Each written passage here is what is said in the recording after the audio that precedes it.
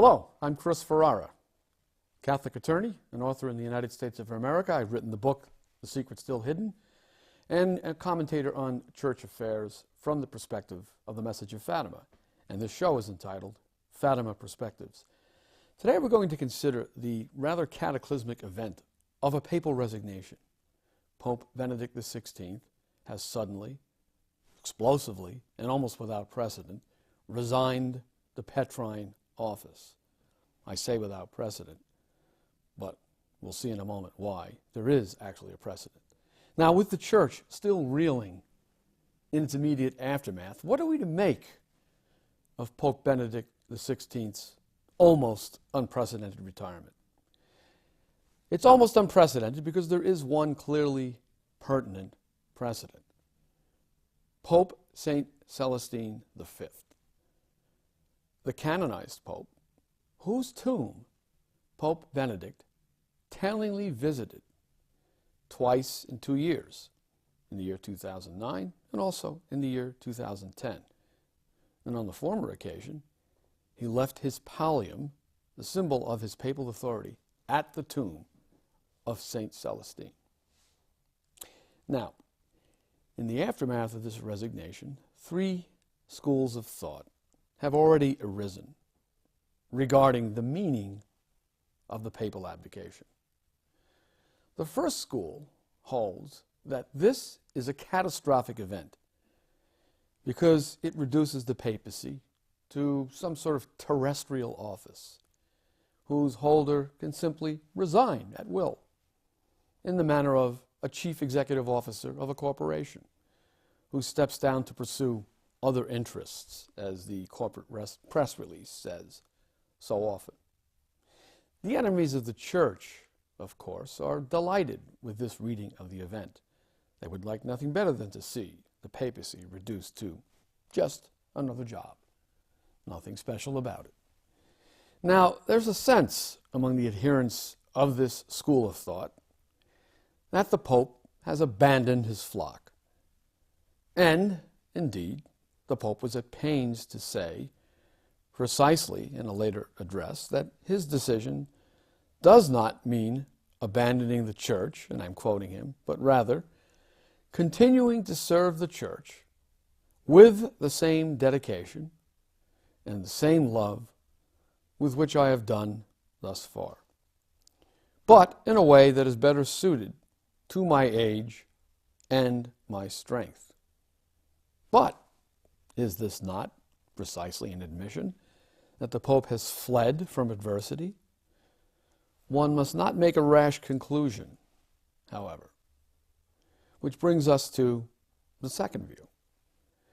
The second view is that the Pope's decision was a courageous act by which Benedict, humbly accepting his own limitations, has stepped aside so that a younger, stronger successor could clean a house that is in frightful disarray and filled with corruption. Now here, the parallel with the case of Pope St. Celestine is instructive. The incompetence of that sainted pontiff has been forgiven by the memory of the Church because, as the Catholic Encyclopedia notes, he was, and I quote, an inexperienced and simple-minded recluse, end quote, who realized that his presence on the throne of Peter was harming the Church. He had made a series of disastrous appointments. He had stirred up dissension among cardinals, jockeying for power. Things were a mess because he simply did not know how to govern, so he had the decency to step aside. But the same can hardly be said of St. Benedict. For this man is an intellectual, and moreover, one with vast experience in the Vatican bureaucracy. Yet the rationale that Pope Benedict gave for his abdication seems to be the same as that expressed by Pope Celestine. Let me quote from Pope Celestine's famous decree of abdication, in which he refers to himself in the third person. I quote, "The desire for humility, for a purer life, for a stainless conscience, the deficiencies of his own physical strength, his ignorance, the perverseness of the people, his longing for the tranquility of his former life, end quote. And the former Cardinal Ratzinger, now Pope Benedict, who has stepped down as Pope, or is stepping down, has expressed much the same sentiments more than once. But there's a third view, the one that I would subscribe to, which does not attribute the abdication of Benedict XVI to simple weakness in the face of adversity, a craven abandonment of his mission, nor simply to the noble gesture of turning over the keys of Peter to a stronger, abler leader in order to prevent further harm to the Church. This third school of thought to which I belong is a bit more complex than that. It recognizes that, no, there must be something more. As I've written elsewhere, this Pope, who is still capable of delivering a 50-minute extemporaneous speech in defense of Vatican II, which he did in his address to the Roman clergy, while acknowledging the disastrous results of the council, this Pope knows that something wicked this way comes. And I think he also knows that it is ordained by Providence that his successor is the one who will have to deal with it. Indeed, that wicked thing has long since arrived. It came into the Church through the bronze doors of St. Peter's Basilica, which opened and closed the Second Vatican Council. The thing I'm speaking of is what Paul VI described as, quote, the veritable invasion of the Church by worldly thinking, unquote, which Paul VI admitted was a consequence of what he himself described as an imprudent opening to the world. Now, regarding this third school of thought, I agree with the famed Catholic intellectual, author, and commentator in Italy, Antonio Socci, that Pope Benedict, who has read the third secret, the whole secret, not just the enigmatic vision of a bishop dressed in white, but without the Blessed Virgin's crucial explanation. He who has read the whole secret, the Pope, has acted on the basis of a foresight which he gained from that reading that is not available to the rest of us. Knowing what the full secret foretells, but unable to reveal its hidden portion because his so-called collaborators have conveniently ruled it to be inauthentic, and knowing that the world would ridicule its contents if he made them public, the Pope has nevertheless acted on the basis of what he has seen and believes, I suggest, in the light of the message of Fatima, which, by the way, he attested to during his pilgrimage to Fatima in the year 2000. Now, in this regard, Socci cites an amazing testimony by Pope St. Pius X in 1909. The Pope went into a trance-like state and had a vision. And when he awoke or aroused himself from that state, he said this, and I'm quoting, "What I have seen is terrible. Will it be me or one of my successors? I saw a Pope fleeing the Vatican, walking amidst the bodies of his priests. He will take refuge somewhere, incognito, and after a brief time, he will die a violent death," end quote. That is the last canonized saint pope of the Catholic Church telling us this. And is this not essentially what we see in the vision of the third secret published in 2000? We see exactly that, don't we? A fugitive pope who escapes a city half in ruins, filled with the bodies of the dead, is executed on a hill outside that ruined city. Now, Pope Benedict knows that the secret foretells, as he warned us during his pilgrimage to Fatima in 2010, and I'm quoting, "future realities of the Church, which are little by little developing and revealing themselves," end quote. The Pope said that 2 years ago. He did not say what the Vatican Secretary of State has tried to make us believe for so many years, that the secret belongs to the past. No, he said it pertains to future realities of the Church, which now, today, are little by little revealing themselves. So we have to ask ourselves the question, what does Pope Benedict know that we do not? Is he, perhaps, the Pope who was killed outside the ruined city after a brief time, to recall what Pius X foresaw? Will the world soon suffer the chastisement that the vision evidently depicts? A blasted city filled with cadavers, the Pope, bishops, members of the laity, and religious, all being executed on that mysterious hill outside that ruined city. Will Pope Benedict's successor restore the Church, perform at last the consecration of Russia, and turn back the ultimate consequences of this catastrophic scene that we see in the vision published in 2000? I suspect we will learn the answers to these questions very soon. We will learn that this papal abdication is both a catastrophe and a blessing. For God never permits any evil unless, respecting human free will, he is able to draw from it an ultimate greater good. In the end, my Immaculate Heart will triumph. That is the ultimate good we must have in view from this Fatima perspective. And indeed, it was Pope Benedict himself, speaking at Fatima, who pointed ahead to that very triumph. But not apparently during his pontificate. It will fall to his successor to undo the damage that has been done. Now, in a related development, following on the heels of Pope Benedict's abdication, Cardinal Joseph Zen, the retired cardinal of Hong Kong, has blasted the Vatican bureaucracy for its long-standing appeasement of the Beijing regime. In the wake of Pope Benedict's stunning abdication, this retired cardinal has at last said openly what he has been hinting at for years.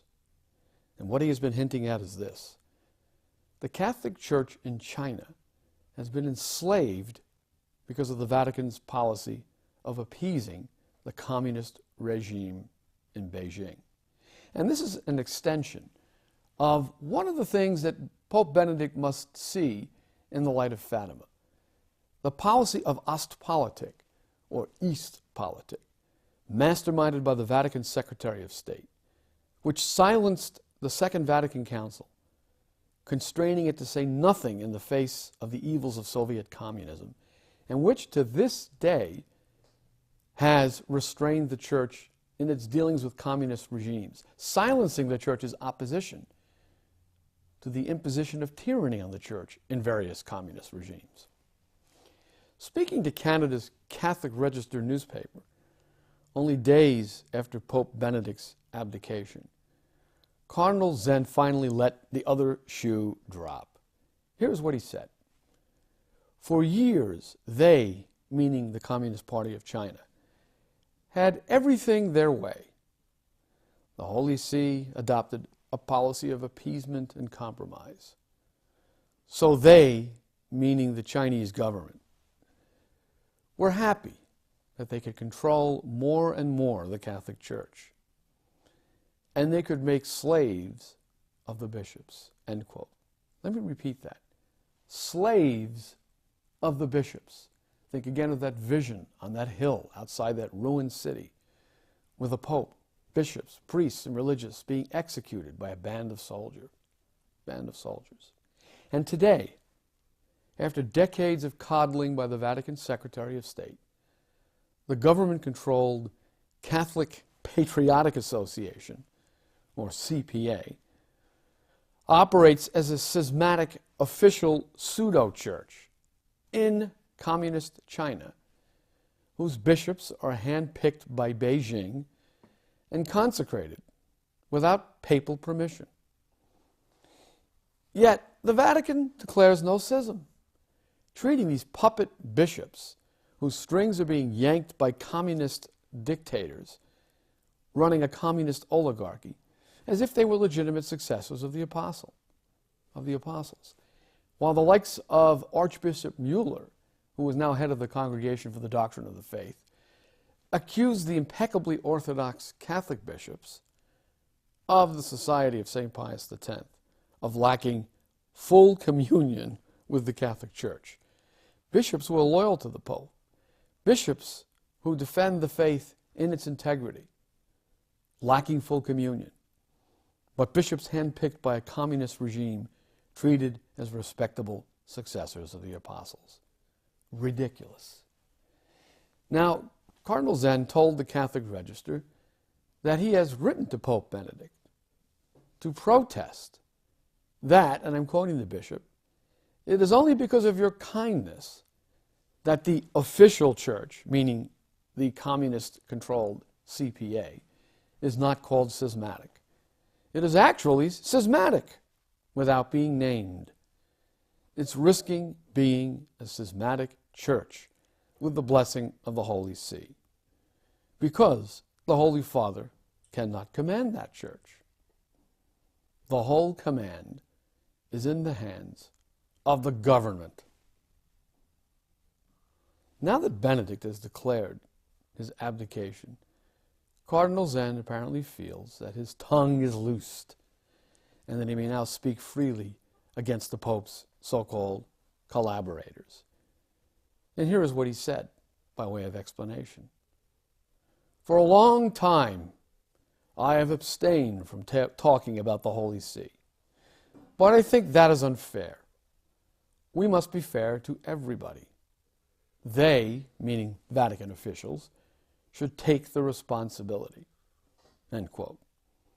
The responsibility for what? For the situation for which they are responsible. That the puppet bishops of the CPA, as Zen notes, and I'm quoting, "are all slaves of the government. There are some illegitimate, some legitimate bishops, but they are all on the side of the government. The government," says Zen, in communist China, "imposes," and I'm quoting, "an imperial command on the church. They are treating the bishops as slaves. They just bring them here or there like dogs on a chain." End quote. Under an atheist government like that in Red China, Zen asks, how can you accept that bishops proposed by the government are legitimate? It's ridiculous, he said. Not only ridiculous, however, but nothing short of criminal. And the faithful Catholics of China's persecuted underground church, who suffer for their loyalty to the Pope because they will not participate in the subjugation of the Catholic Patriotic Association by the communist regime in Beijing, continue to pay a heavy price for the continuation of the ridiculous, unjust, and disastrous policy of Ostpolitik, which continues to plague the Church even today, more than half a century after it first made its appearance around the time of the Second Vatican Council, when that opening to the world that Paul VI lamented too little and too late resulted in the invasion of the Church by worldly thinking, as the Pope himself admitted. So, bravo, Cardinal Casaroli, bravo, Cardinal Sodano, bravo, Cardinal Bertone, all of you successive secretaries of state who have pursued your policy of appeasement unswervingly.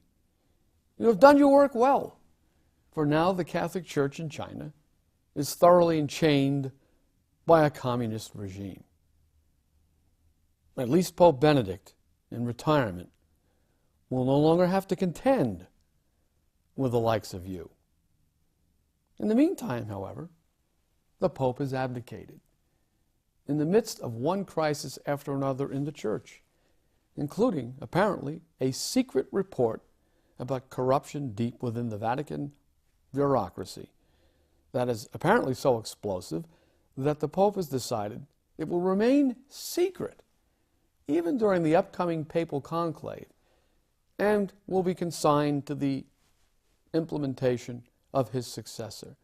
And what that means, in essence, is that one of the very cardinals who is the subject of this investigative dossier and may be a participant in this corruption within the walls of the Vatican could in fact be elected Pope at the upcoming conclave. We can only ask that God will send us a successor who will have the strength to make of the Vatican a clean swept house. Not a windswept house, in the words of Malachi Martin, but a house swept clean of the influence of those worldly wise fools who have presided over one disaster after another during the half century or so of unprecedented crisis in the Church that has followed in the wake of the Second Vatican Council.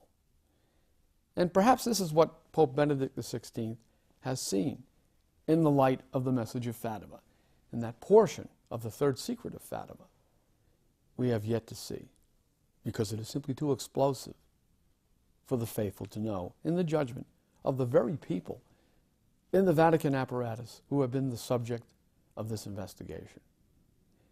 And now, as we await the election of a new pope, we can only hope that Our Lady of Fatima will intercede at this conclave, and with the assistance of the Holy Ghost, give us a pope of true reform and restoration in the Church, instead of the disastrous reforms that have afflicted the Church since the Second Vatican Council. For Fatima Perspectives, this is Chris Ferrara. Thank you for watching, and God bless you.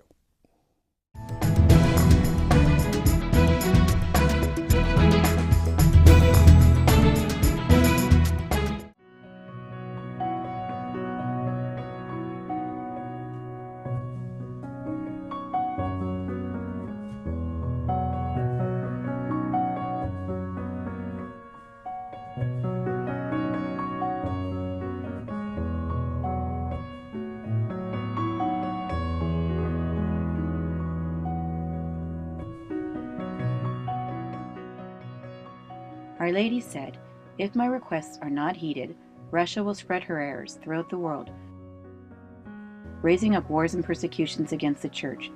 The good will be martyred. The Holy Father will have much to suffer, and various nations will be annihilated."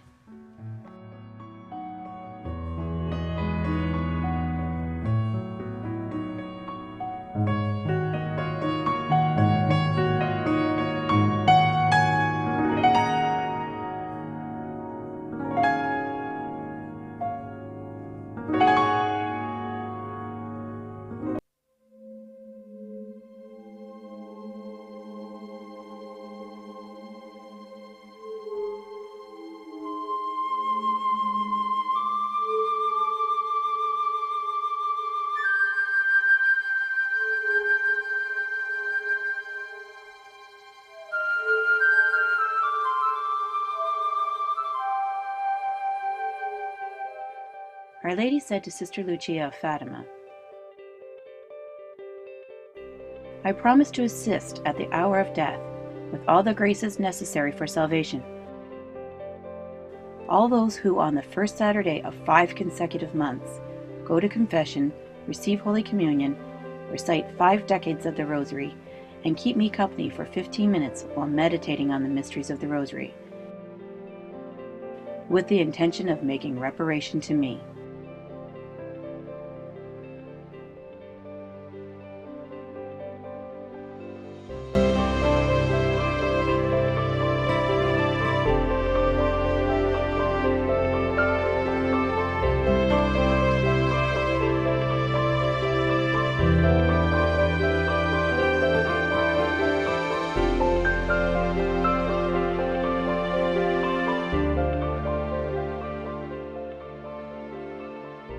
Pray the Rosary every day to obtain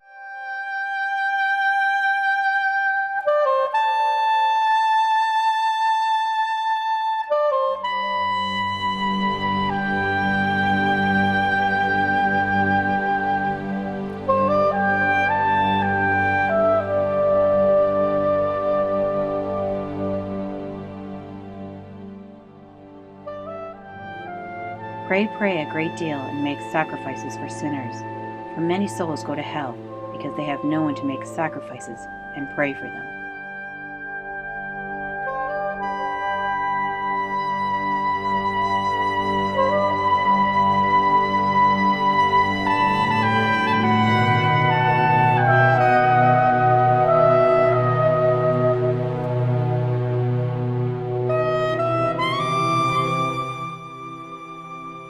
Our Lord said to Sister Lucia of Fatima, "The sacrifice that each one can make is to do his duty and obey my law. That is the form of penance I now demand."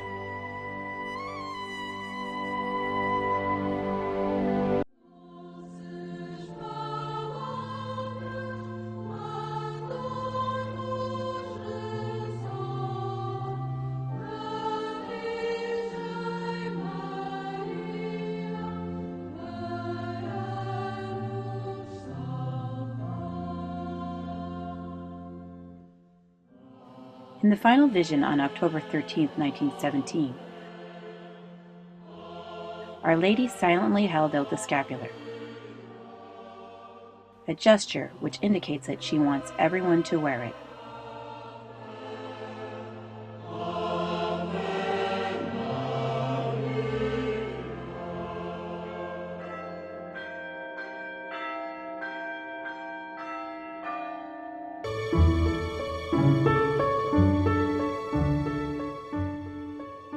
I have come to warn the faithful to amend their lives and ask pardon for their sins.